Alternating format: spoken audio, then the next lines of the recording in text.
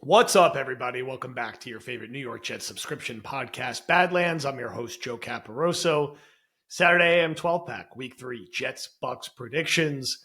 Do like 15 minutes or so, giving my thoughts and predictions on this game, and take us into Sunday, where we'll have our Jet Heads pregame show at 11 a.m. and Connor and myself on the feed around 8 p.m. reacting to the game. The New York Jets are unfortunately 0-2. Tampa Bay is 2-0. They are 6.5-point favorites in this game. They are down 3 starting offensive linemen. Over under is 43.5. Jets are down Jermaine Johnson, Josh Reynolds, yet again. Wanwu will not play again at returner. It seems like Michael Carter will be a go. Tony Adams, maybe a game time decision. Maybe just play Malachi Moore instead because he can't be any worse than Tony Adams. Johnson is sort of the main note injury wise here. I can't say I feel overly confident about this one. That's just my honest spit take. I think the Jets are going to show up.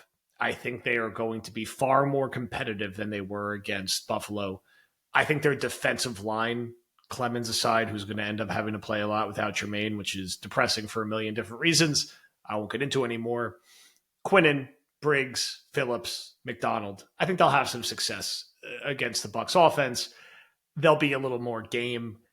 I think when it's all said and done, Tampa probably finds their way to a relatively ugly, choppy 24-17 type win. So I think the Jets lose and narrowly miss the cover despite hanging around in this game.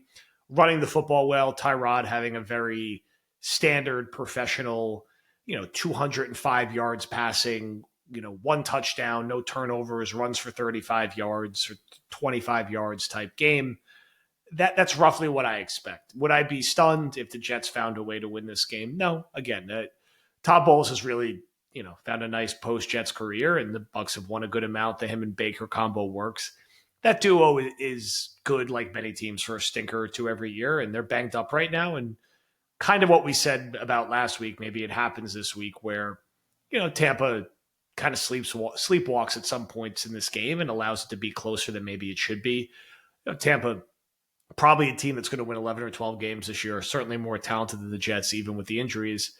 All that being said, man, if you're the Jets coming off this week and how last week played out, you got to be an adult organization and show up and throw some punches, right? And hang around in this one. Be tied at halftime. Have it be a game in the fourth quarter. You cannot come out and just get stomped all over in this one. And I don't think they will, but I haven't seen it yet where I could confidently sit here and be like, yeah, I'm picking the Jets to win.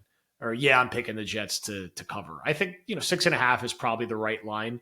Ultimately, I'm going to go with that 24-17 final, which will be narrowly on the under, and the Jets narrowly missing covering. So against the spread, the 12-pack this year, 1-1. Over-unders 0-2, and on our prop bets 1-1. The prop bet I'm going with this week is Garrett Wilson over 5.5 receptions. You can get that minus 130 in most places. I just think with Tyrod, there's going to be a lot. Not that there usually isn't. There's going to be a lot of Garrett targets in this game. I think he has 11, 12 targets and probably 7 or 8 catches, 80, 90 yards, and I could see him getting into the end zone again. I think he'll be the focal point of a slightly more downfield passing attack. Still think the Jets are going to run the hell out of the football. Tyrod, I'm expecting like a McCown early 2017 like type game from him that is just competent, well managed, keeps the chains moving a little more than certainly they had last week. I just think when push comes to shove in the fourth quarter, Baker's going to make a couple more plays than him, and Tampa will do just enough to score that last touchdown and get over the hump and get a win. So that from a prop standpoint, I'd focus in on Garrett. I think Brees will certainly be more involved than he was in week 2. Maybe he's good for 70 to 80 rushing yards and 2 or 3 catches. A little more Allen and Davis mixed in. I think we could see at receiver. I really hope the Jets listen to the podcast all week and don't revert to Allen Lazard reps. Play Stone Smart at receiver. Make Jelani Woods active. Just play Arian Smith more. Don't have him just be a gimmick player, right? Where it's so obvious what he's out there for. I do think we will get a Tyrod bomb to Arian Smith at some point this week. They did play a lot together this summer. Just feels like something that will happen at some point in this one. I'd again like to see Mason Taylor get a little more involved. Could he have that game where he has 4 or 5 catches? I think I'll put him down this week again until I see more. for like 2 catches for 25 yards. It does seem like Ruckert, and who's actually played well through 2 weeks, is still remaining a relatively big part of the offense in this one. What I really want to see is down 3 starting offensive linemen. And I think Quinnen had a good quote this week, right? We made a pact as a unit. We're never going to let that happen again as a defensive line, letting someone run all over us like that. And Bucky Irving's a damn good back, right? The kind of back that I don't love thinking about going against the Jets defense, but Tampa's down 3 of their guys, and Harrison Phillips is a good player.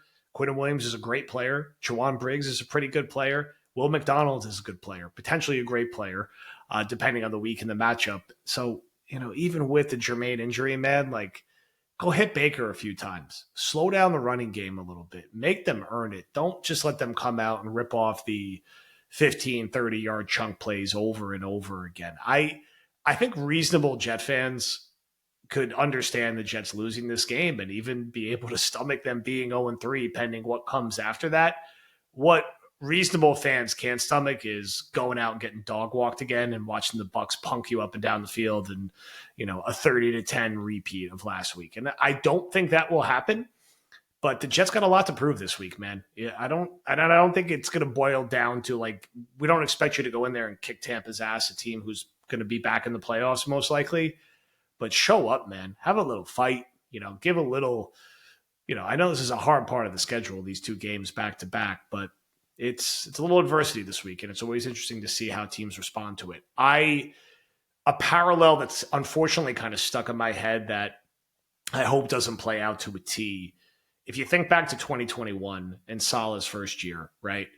Jets lose a pretty close game week 1 where they played all right. That game that year was Carolina.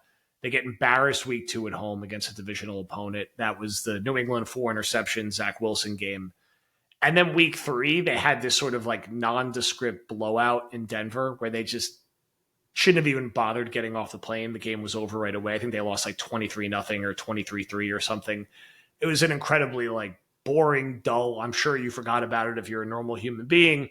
And then the following week, they had a really nice, exciting win over the Titans in overtime and got to 1-3. Ironically, before going to London the week after, like the Jets go to London this year and getting smacked around by Atlanta. So is there a scenario where something similar happens this year where the Jets go on the road as an 0-2 team and just kind of have an ugly loss and it's like, oh my God, they're 0-3, and then they finally get their first win, and the rest of that season was Mike White and then Josh Johnson and then Zach was back in, and you don't want to mirror what that season was for the Jets where they won 4 games ultimately. It's sticking in my head a little bit, and I'm a little worried about that being the kind of thing that plays out. And I don't want to keep referring back to these like benchmarks in the Saleh era. I was talking about it a little bit on the pod where with him and Ulbrich, the defense was really rough year 1. And then like in the middle of the year 2, it got really good, and it was really good in year 3. And could we see something similar with Glenn's defense, whoever ends up being the coordinator long-term, if it's not Wilkes? And certainly we don't want this tenure to mirror that tenure. I will say this. If you go back, right, they were bad in 2021. They were a 4-win team. They got to the point in 2022 where they were 7-4, and it was like, okay, this is working. And then the bottom fell out. And the bottom fell out because Zach Wilson was so bad and the team disliked him so much that once Mike White got hurt, there was really no coming back from it. And there was the chain reaction at that point. We did this in Streets of Fire in more detail that led to the Rodgers acquisition, which leads to the injury. And here we are, right? But, if we were doing this podcast when the Jets were 7-4 in year 2, you're like, all right, it's good you were patient. This is working out. And we're like, we're right here. We're going to break this playoff drought. And then Braxton Berrios drops a pass. Mike White's ribs get shattered. And before you know it, the Jets forgot how to play defense against Aaron Glenn's Lions and cover the tight end. And you're 7-10. As it wraps back to this game, I'd like to see Glenn not be 2021 Robert Saleh and not go 4-13 and have 4 wins against only like the Browns and the Saints and some random game that they win. Like what the difference was, like if you think about the games the Jets won that year, right? They had this sort of like weird win over the Titans. They had the Mike White game against the Bengals, which is like a once in 10 years weird game. They beat a really bad Texans team barely. and they beat a really bad Jaguars team who was trying to tank, most likely, barely. Or not tank, but they were just out of it at that point. And swept by the Dolphins, swept by the Pats, swept by the Bills. And where I'd like to see improvement from Aaron Glenn in this year one is, maybe don't be an uncompetitive 0-3. Be competitive in this game. Maybe steal it. And then can you win a couple games in your division, man? Can you go 1-1 against the Pats? Can you go 1-1 against the Dolphins, even if you end up getting swept by Buffalo? And then can you still win those sort of random games that you should throughout the course of a year and be a 6 or 7 win, or maybe even an 8-win team instead of a 4-win team? So that's the kind of stuff that I'm going to be looking for and trying to keep perspective on this one, where I hope the Jets come out like their hair is on fire and they get what would be one of the bigger upsets of the week if they win this game. Am I going to be understanding if they come out, throw a bunch of punches and lose by about a touchdown or less, and think that they'll have a chance to get their first win of the season against Miami, and then know that there's going to be parts of the schedule that smooth out a little bit? That's probably more likely to happen than the Jets winning, but we'll see, right? I mean, the NFL is a weird thing, and upsets happen, and Tampa is not on the Buffalo, Baltimore, Green Bay, Philadelphia level in my mind, right? They really probably should have lost week 1. Baker turned it on late. They really probably should have lost week 2, but Baker turned it on late, and now they're that much more banged up. They're coming off of Monday Night Football.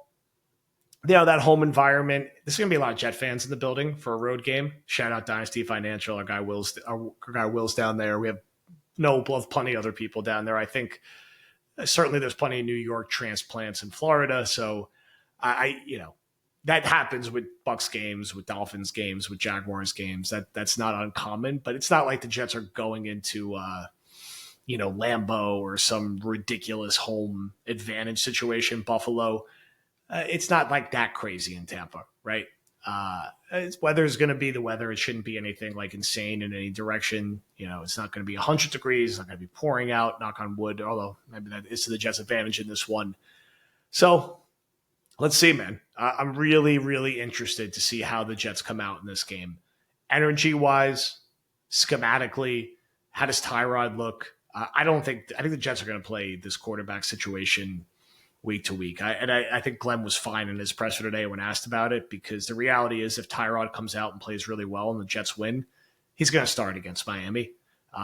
They'll find a way to have Fields out another week. If he comes out and he's like middling, Fields is probably dealing with like a 1-week injury, but I don't think they have a firm decision on it, right? It's not like Fields was the second overall pick from this regime. If Tyrod's winning them football games and playing well, they're just going to ride the hot hand. And I don't necessarily think that there's anything wrong with that right now in this part of the season, coming off the kind of loss that the Jets are. I hope I'm wrong on this prediction. I hate, starting 0-3, man. Like that's where the Steelers game kills you, right? They really should have won that game by every metric. And a Gibson fumble here and a Boswell kick there and a Stevens drop interception there. And that's going to be one we refer back to all season. Like, goddamn, like they really should have got that one. And it's just a different vibe if you're 1-1 instead of 0-2 going into this game. And it sucks to be 0-3 for anyone, no matter what the circumstances are. And there's no good way to sugarcoat starting 0-3. So I hope the Jets surprise us. And again, it would be a very nice early tenure surprise signature win if you go get this one. Just let's see what they have, right? How do you coach the offense with Tyrod? It's an interesting look at Engstrand. Does Wilkes do anything from an adjustment perspective? And how does he take advantage or try to take advantage of Tampa being down their offensive linemen and Baker being banged up a little?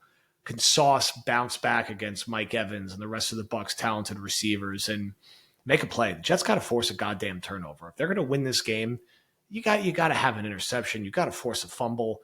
You can't upset teams if you're going to coach passively and you're not going to turn the football over.